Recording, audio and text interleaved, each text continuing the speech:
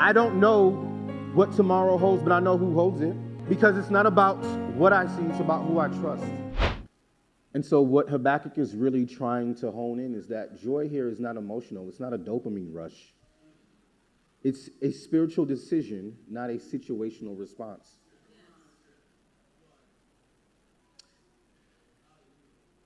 And what I want you to understand is that I shared earlier about my story of my season of unemployment. You know, Lord was really using that season of unemployment to expose where my faith truly lied. I had just enough faith to believe him in the blessings, but doubted his character in moments of crisis. I'd created a God that only existed in the good times of life. And so when life got hard, I had a different God. I was coping with other things. It wasn't him. My faith didn't allow me to believe that God could be good in bad times.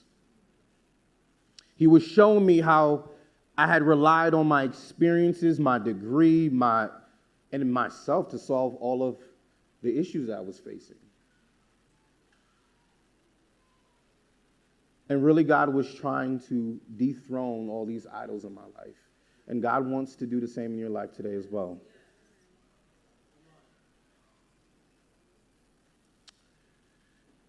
We see Habakkuk continue in the next verse where he says, God, the Lord is my strength. He makes my feet like the deer's.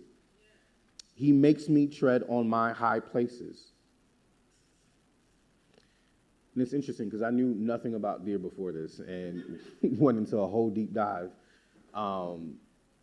Habakkuk is referencing a mountain deer, and specifically a female ibex or hinds. You'll see some of your versions say hinds, but it's a reference for deer. And those types of deer are known to thrive on rugged cliffs.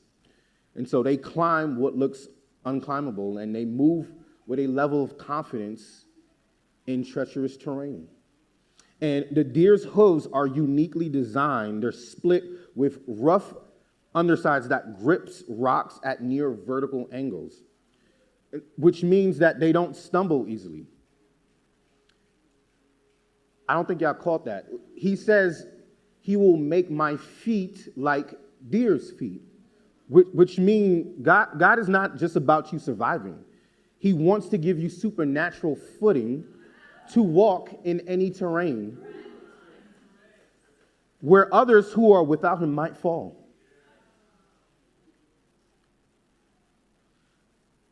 This year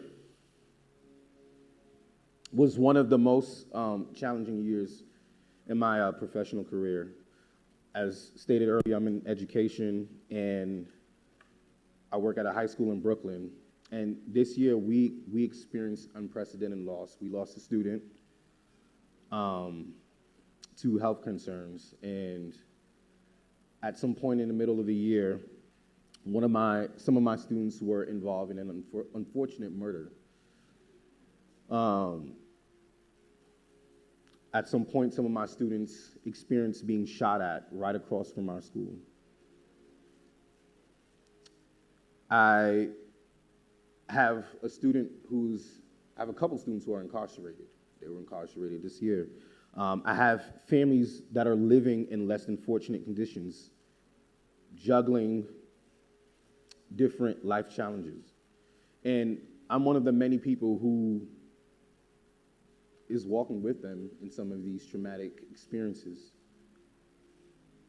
And it can be really, really distressing. And I remember one day, walked in the office, because every day there's something every day, literally, work for me to do. And one of my colleagues looked at me and was like, "Hey, John, how do you cope with all the things that you have to do in your job? Because this job, it looks really stressful." And without hesitation, I was like, "God." Like, no brainer.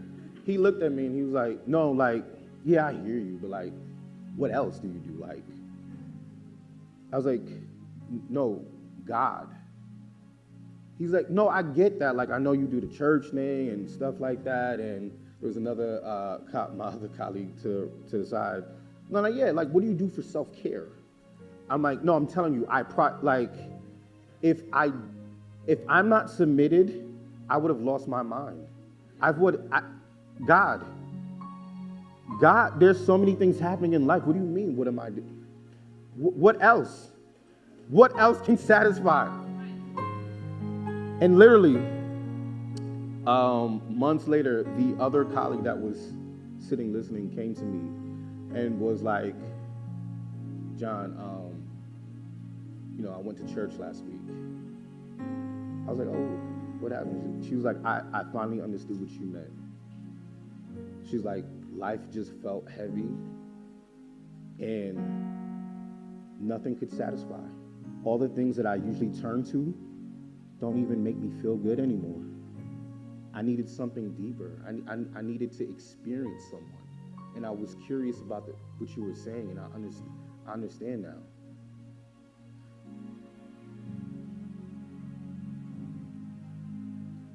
See, I don't know how to manage the stress and anxiety that I'm always feeling when I experience moments like those. But I know God to be a comforter. I don't know if the job or promotion will come. I don't know if the finances will hit this. But I know he supplies every need. I know him to be Jehovah Jireh.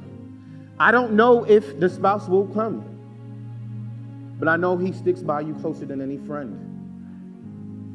I don't know when the chaos will calm down. But I know he's my peace. I know he's your peace.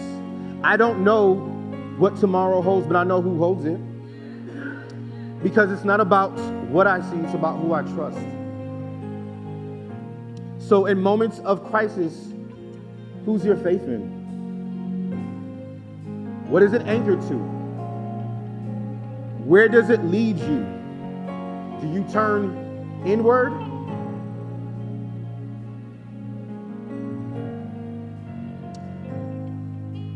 Do you turn to people? Do you turn to things? And it's okay. It's not judgment. It's an opportunity for reflection. In this moment to really submit and surrender those things to God and really speak over ourselves like Habakkuk is doing in this moment, that we will trust him, that we will joy in him. Because God is ever present, but I realize I'm not always present with him. And so how can we experience an ever-present God where we're not present? Where your faith lies in moments of crises is where your altar of worship begins. And I want us to stand in this moment.